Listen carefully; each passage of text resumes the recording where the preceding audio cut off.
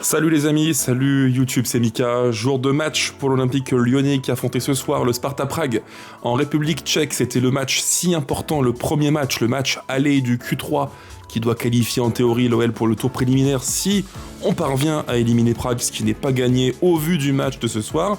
J'étais content de voir ce match, comme vous j'imagine, il fait beau, c'est les vacances, le soleil partout en France, bref c'est cool quoi. Et puis c'est le premier match officiel de l'OL de la saison, on l'attend tous. Il y a un petit parfum de, même si on n'y est pas encore, il y a un petit parfum de Coupe d'Europe, c'est la LDC qui se profile, on y croit, et t'as Paulo Fonseca qui te pond une bouse monumentale. Mais alors la compo, les amis, la compo de départ déjà, elle a un petit parfum de caca, que tu sens à 10 km, je la mets à l'écran mais c'est tellement honteux, c'est honteux. À peu de choses près, c'est le titre de la vidéo, c'est honteux. Parce que tant dans les choix du coach, ses préférences tactiques, ses options tactiques, que le contenu du match en lui-même, mais c'est une honte. Et merde, quand t'es l'Olympique lyonnais, t'as un statut quand même, t'as un truc que tu dois défendre, t'as un prestige que je pense le Sparta Prague avait en tête, et malgré ça, tu nous ponds une bouse monumentale digne des pires heures de Paulo Fonseca à l'OL. C'est lamentable, franchement c'est lamentable, moi j'ai honte. Je vous le dis, j'ai honte, et même si on avait gagné 1-0, 2-0, 3-0, avec un tel contenu, c'est juste honteux. Voilà, parce que le foot, ça reste avant tout un spectacle, ça reste un spectacle. Tu mets ta télé en route pour voir un spectacle. Tu vas au stade pour voir un spectacle. Tu veux voir du contenu foot. Et là, waouh, le contenu, horrible, 45 minutes à chier. Littéralement, pardon, c'est un petit peu vulgaire, je suis désolé pour ça. Les amis, seconde mi-temps, c'est un peu mieux, mais le contenu global, c'est d'une pauvreté. Et ce soir, franchement, entre nous, si je suis tchèque, après ce match aller entre l'OL et le Sparta Prague, je me dis que mon équipe, Prague, peut totalement éliminer l'OL. Il y a la place, parce que là, ça fait 2-1. Mais les amis, entre nous, le vrai score du match, c'est jamais 2-1. C'est 3-4-1, je pense, entre nous. Vous me le direz en commentaire. Pour moi, le vrai score du match, c'est 3 voire 4-1. Et c'est une branlée que l'OL doit prendre, parce qu'il y a tellement de situations où il y a des largesses défensives qui sont terribles, c'est affligeant, les mêmes, on a vu ça en prépa, contre Wolfsburg, contre le Slavia, contre le Real Betis, les mêmes erreurs encore, et quand en plus de ça, t'as le coach qui pète les plombs et qui te met un 11 qu'on n'a même pas vu sur une seule minute au cours des matchs de pré-saison, ça ne rime à rien, Je préférerais 1000 fois qu'on perde ce match, 1-0, 2-0, peu importe, je m'en fous, qu'on perde ce match, mais avec notre identité. Voilà, ce que l'on est, nous, en tant qu'Olympique lyonnais, et qu'on n'aille pas à Prague, le cul par terre, le pantalon au niveau des chevilles, parce que là, c'est la honte, quoi. Franchement, c'est scandaleux. T'es l'OL et tu vas jouer un match comme ça, hyper important, avec une équipe bricolée, Tessman, défenseur central, le petit jeune de Carvalho avec ses limites techniques, physiques, dans le cœur du jeu, tu le responsabilises tellement, alors que c'est un gamin qui n'a pas les références du plus haut niveau. Tu commences devant avec Abner qui est latéral gauche de formation. Fonseca le met comme demi-espace droit, joueur d'intérieur, pour soutenir Openda. Tolisso, qui fait une prépa, on peut le dire, catastrophique, très lourd, peu de mobilité. Techniquement, c'est difficile pour lui aussi en ce moment. Tu le mets en soutien d'Openda, ça ne rime à rien. Ce soir, les amis, on commence le match contre Prague, avec un trio offensif Openda qui vient d'arriver, qui ne connaît même pas ce bourbier monumental, et à ses côtés, Tolisso, plus Abner. Zéro créativité, zéro chance de prendre l'espace, donc zéro danger. Il n'y avait pas meilleur moyen, entre nous, je pense, de mettre en confiance les Tchèques qu'en mettant une telle compo. On le sait, ils ont un petit peu d'avance sur nous en termes physiques. Ça s'est vu. Meilleur pressing, agressivité, c'était mieux que nous, et c'est pas difficile. Il faut aussi le préciser.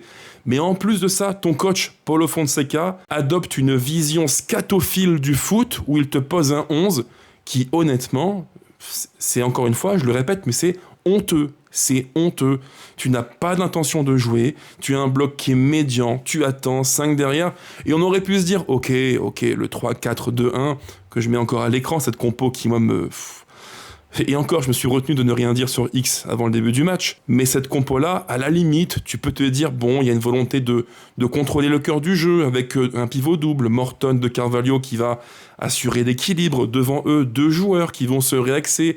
Abner côté demi-espace droit, Tolisso demi-espace gauche, et les 4 forment un carré qui doit a priori permettre de sortir proprement les ballons et assurer un pressing. On n'a rien vu de ça. Rien du tout. Et tu peux même te dire que, bon, le 3-4-2-1 sur les côtés, Fonseca a voulu contrôler l'apport des joueurs de côté, Mercado plus Alcocer, voire Araslin qui débute sur le banc côté tchèque. Tout ça, je peux l'entendre. Bien sûr, je ne suis pas stupide, vous non plus les gones. On peut comprendre qu'il y ait un intérêt tactique au 3-4-2-1 du soir. Mais encore faut-il que le choix soit payant. Et là, il y a eu tellement de séquences, c'est même presque caricatural.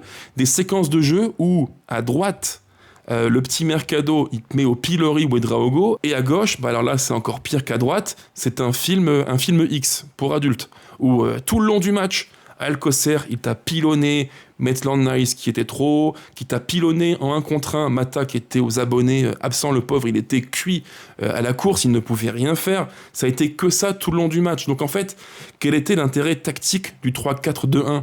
N'importe quoi. En seconde mi-temps, c'était un peu mieux, bien sûr, il y a du mieux. Heureusement, en même temps, vu le désastre sur une mi-temps, si la seconde est aussi mauvaise, c'est franchement flippant. C'était un peu mieux, ok. Mais c'est pas non plus fantastique ce qu'on voit, c'est vraiment très pauvre.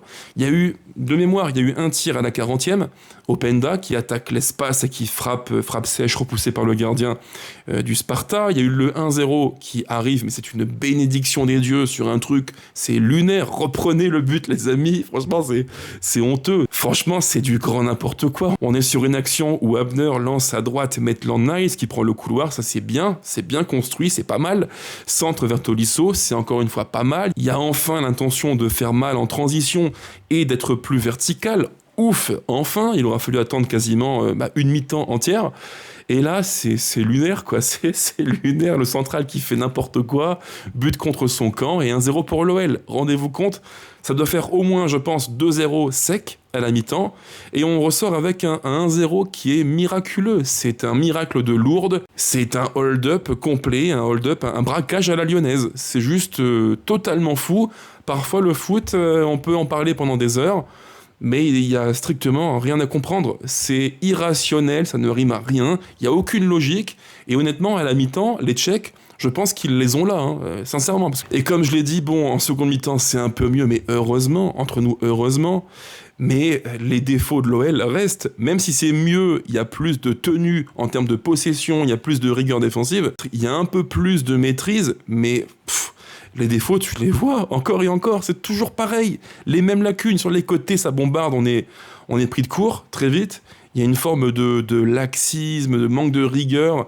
Ouedraogo, je l'ai dit en débrief de match contre Wolfsburg et contre le Real Betis, je trouve qu'il a un spectre foot qui n'est pas inintéressant, mais en termes tactiques défensifs, la maturité du gars, ça pose question, il y a beaucoup de boulot. Il y a beaucoup de boulot. Et ce soir, en fait, si on fait un petit focus global sur l'OL, c'est une équipe qui, en un mot, est bricolée. C'est du bricolage. Et moi, ça m'énerve parce que ce match contre Prague, ça fait maintenant 2 mois qu'on l'attend. On le sait, l'OL finit 4e. Il y a le Q3, match aller-retour. Et si on passe, ce qui n'est pas gagné loin de là, honnêtement, avec ce que j'ai vu ce soir, si on passe, il y aura un tour préliminaire. Mais ce match aller à Prague, ça fait 2 mois qu'on l'attend.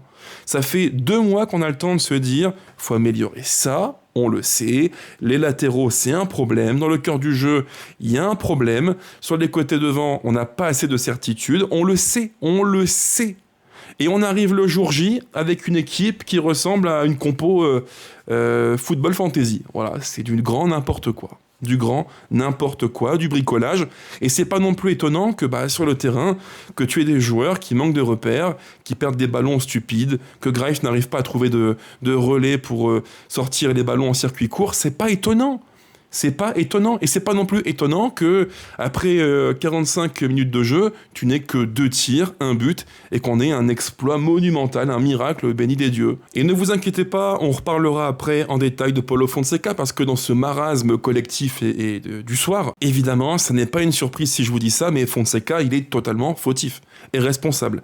On va en parler après, ça c'est un vrai sujet qu'il faut évoquer ensemble. Alors, en seconde mi-temps, si on résume le dernier tiers du match, l'ultime demi-heure du match, oui, c'est mieux. Mais, encore une fois, on le sent bien, on n'est jamais à l'abri d'un hors-jeu mal joué, d'un alignement un petit peu foireux, et ça a failli se produire, parce que avant le but du 1 partout, qu'est-ce qu'on voit ? On voit que Prague, sur phase de transition, peut encore faire mal. On voit que Maitland-Niles n'est pas vraiment très bien aligné. Ça se joue à rien. L'OL recule à nouveau, encore et encore. On subit un peu plus. Il y a un corner avec une tête du cousin d'Erling Haaland, Brownes, dans mon souvenir. Parade de Dominic Greif. L'OL maintient encore une fois le 1-0. C'est juste fou. Ça devrait faire 3-1, mais il y a un 0. Ok, on prend. Puis dans la foulée, l'OL recule encore, subit encore, et là, pour le coup, tu prends la punition. Et c'est juste normal. Voilà, c'est normal. Tôt ou tard, le foot te punit, tu fais n'importe quoi, ton coach opte pour des choix scatophiles, et tôt ou tard, tu payes l'addition. Et désolé, ceux qui aiment Fonseca vont me dire en commentaire, Mika, tu es trop dur, et c'est une réaction à chaud que tu aurais dû tempérer. Peut-être, les amis, peut-être, mais honnêtement, après un match comme ça, moi j'ai qu'une envie, c'est de parler sans réfléchir et de dire ce que je pense, parce que c'est juste pas possible. Donc l'OL est puni pour son manque de maîtrise, son manque d'ambition, son manque d'inspiration, son manque de tout en fait. Parce que dans la qualité technique, on n'est pas bon. Dans les sorties de balles sous pression, on n'est pas bon, c'est hésitant. Un ballon sur deux finit en touche ou on est perdu. Dans la qualité physique, le pressing, on n'est pas bon, on est mangé par une équipe tchèque qui nous impose un pressing et une agressivité même pas folle, juste un tout petit peu au-dessus de nous, mais ça suffit pour nous mettre en grande difficulté. L'OL, dans tous les compartiments du jeu, est mangé, et on aura fait, je dirais, un petit peu illusion pendant peut-être, 5 minutes, 10 grand maximum, en tout début de seconde mi-temps, et après, c'est encore une fois du grand n'importe quoi. Donc un partout, but de Rineš, comme on dit en tchèque avec le S, l'accent sur le S. Rineš qui marque le but pour le Sparta Prague. Dominic Greif pas totalement clair sur le but, angle fermé, premier poteau. Bon, je pense qu'il y a mieux à faire, mais là encore, on oublie, on évite d'en parler. Et malgré ça, l'OL propose une réaction juste après. On se dit, ok, c'est pas mal, c'est mieux, c'est un peu mieux, puisqu'on a Abner dans le cœur du jeu, dans la fameuse position de milieu de terrain offensif, demi-espace droit, qui cherche en une touche Openda, très bon jeu, dos au but, bon contrôle de son corps, il se retourne, il accélère, faute du central tchèque, et évidemment, penalty. Très belle action, là encore faut le dire, dans le match on aura eu, je dirais, peut-être 2 éclaircies, c'est les 2 buts qui sont plutôt bien menés, et qui sont peut-être 2 motifs d'espoir pour la suite du début de saison de l'OL, notamment lors du match retour en Q3. Mais évidemment, comme toute soirée où l'OL produit une bouse footballistique, on est à droit du début jusqu'à la fin, vraiment jusqu'à la fin de la fin. Penalty pris par Tolisso, qui l'expédie sur Mars, et à l'heure où je vous parle, les ramasseurs de balles cherchent toujours le ballon. Ouais, c'est juste fou. Voilà, l'OL avait entre les mains la possibilité de revenir à 2-1 au terme d'un match qui franchement fait pas mal pitié, on peut le dire comme ça. Et non, c'est raté. C'est raté, et on est vraiment condamné à se manger un match caca jusqu'au coup de sifflet final. Mais la souffrance de l'OL ne s'arrêtera pas là, bien sûr. Pourquoi s'arrêter en si bon chemin vers la souffrance ? Non, continuons. Sur l'action, dans la foulée, on a un centre qui paraît pas anodin, mais bon, il n'y a pas non plus grand danger. Et il se trouve que, au second poteau, il y a un Tchèque qui est tout seul. Ouedraogo, on ne sait pas où il est. Je l'avais dit, je le redis, tactiquement, défensivement, il me pose question. C'est un jeune joueur. Il a d'énormes progrès tactiques à réaliser pour être, je pense, un candidat crédible pour déloger, notamment s'il reste à l'OL, Tagliafico. Donc second poteau, but, il n'y a personne. Où est-ce qu'il est ? Au replay, on le voit, il est devant. Il suit Karabec. Et là, petit point tactique que j'ai repéré au fil du match. Moi, je me suis dit, à plusieurs reprises, comment ça se fait que Ouedraogo vient chercher très haut Karabec. Karabec qui jouait ce soir comme numéro 10, en tout cas très axial, et souvent, quand Karabec se déportait côté droit, c'est Ouedraogo qui allait le chercher plus haut. Ce qui fait que dans son dos, mécaniquement, qu'est-ce qu'il se passait ? On avait des espaces que prenait, le TGV Mercado, et à droite, pareil, Maitland-Niles, Mata, même problème. Un manque de coordination, un manque de compensation, de coulissage des uns par rapport aux autres, et ça, on l'a tellement mal géré du début jusqu'à quasiment la fin du match. 2-1 pour les Tchèques, 2-1 pour le Sparta Prague, c'est plus que mérité. Soyons honnêtes entre nous, 30 secondes les amis, c'est plus que mérité, ça devrait faire 3-1, voire 4-1. l'OL s'en sort avec un simple 2-1 et préserve malgré tout ses chances de se qualifier lors du match retour, mais entre nous, c'est vraiment, je le redis une dernière fois, c'est honteux. Et je ne pourrai, je vous le dis franchement, jamais me résoudre, jamais accepter que l'OL joue un match de Coupe d'Europe comme ça, le cul par terre, le froc au niveau des chevilles. C'est juste pas possible. Je préfère 1000 fois perdre avec les armes et mon honneur en jouant un foot qui est le mien, plutôt qu'un truc où on va encore s'adapter à ce que fait l'équipe d'en face, comme Fonseca le fait à chaque fois, malheureusement, dans tous les grands rendez-vous, il se dit, bon, ok, faisons en sorte de contrer les gros points forts de l'équipe d'en face. Et à chaque fois, ou presque, alors pas tout le temps, faut aussi rester objectif, mais une fois sur deux, ça finit en match où on se dit, mais pourquoi en fait ? Pourquoi ? Et ça c'est ma conclusion du match. Pourquoi en fait tu t'adaptes constamment à ce que fait l'équipe d'en face ? Parce que entre nous, Prague, c'est pas non plus l'équipe du siècle. Il y a du Mercado, c'est un bon joueur, c'est vrai. Il y a du Alcocer, bon profil, c'est vrai. Karabec, on connaît, on sait ce qu'il peut faire et ne pas faire. Le cousin d'Erling Haaland, ok, on a compris, profil de numéro 9 pivot, costaud, mais c'est pas non plus le plus fin et le plus soyeux techniquement. Cette équipe de Prague, elle est cohérente, elle est sérieuse, mais elle n'est pas géniale. Et toi, tu y vas avec zéro intention, zéro créativité, zéro attaque de l'espace, zéro pressing. Mais qu'est-ce qu'on faisait là-bas en fait ? Moi, je sais pas. Et au final, qu'est-ce qu'on peut dire ? C'est que quand Fofana, Nuama rentrent vers le quart d'heure, l'ultime quart d'heure du match, qu'est-ce qu'il se passe ? Étrangement, comme quoi le foot n'est pas totalement un truc hasardeux, l'OL joue plus haut, l'OL joue mieux, l'OL crée plus de différence, l'OL percute davantage, et l'OL, mécaniquement, crée plus de danger. Le foot c'est simple. Le foot, on peut en parler pendant des heures, faire de la masturbation intellectuelle en se disant oui, si on met un 3-4-2-1, on va combler la densité des Tchèques qui ont beaucoup de joueurs, on va aussi permettre d'éteindre Mercado, Alcocer, Araslin. Ok, ça c'est de la masturbation intellectuelle. Le foot, tôt ou tard, c'est tout le temps pareil. C'est une question de rapport au ballon. Et laquelle des deux équipes a le plus de joueurs qui sont fins dans le rapport au ballon. Alors oui, des fois, il y a un exploit, ça peut se produire. Oui, ça arrive, des fois, il y a une équipe qui est techniquement moins bonne et qui parvient à s'accrocher au match et obtenir un bon résultat. Ça peut se produire. Nous-mêmes, ce soir, on a failli faire un hold-up monumental. Mais sur 10 matchs, si tu prends 10 matchs de foot, il y en a 8 qui se finiront tout le temps, ou presque, avec l'équipe victorieuse, qui est celle qui a le plus de qualité intrinsèque. Et moi, pardon, mais quand tu es l'OL et que tu commences un match avec comme seul offensif Openda, Tolisso, Abner, non en fait, ça n'est pas acceptable. C'est pas digne d'une équipe qui veut jouer éventuellement la LDC. Enfin bref, vous l'avez compris, pour moi, Fonseca, il est totalement responsable et je commence sincèrement à en avoir ras la casquette. C'est peut-être pour moi la goutte de trop dans tous ces matchs où à chaque fois il y a un petit peu d'enjeu et à chaque fois on n'a pas Fonseca mais Fonseca et ça finit souvent très mal. J'en ai marre, ça commence un petit peu à me gonfler et moi je veux revoir un OL qui est protagoniste, qui joue vers l'avant, qui a de l'intention et qui veut jouer avec ses qualités et non pas atténuer celles des autres. Joue avec ce que tu sais faire et ne cherche pas à atténuer ce que l'autre fait de bien. Joue ton foot, cher Paulo Fonseca.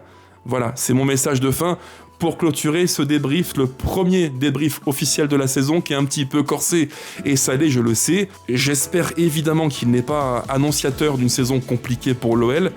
Mais voilà, fallait que ça sorte et je vous l'ai dit, face caméra. Sur ce, les gones, les fenotes, portez-vous bien. Ciao, ciao. Allez l'OL plus que jamais. Bisous à toutes et à tous.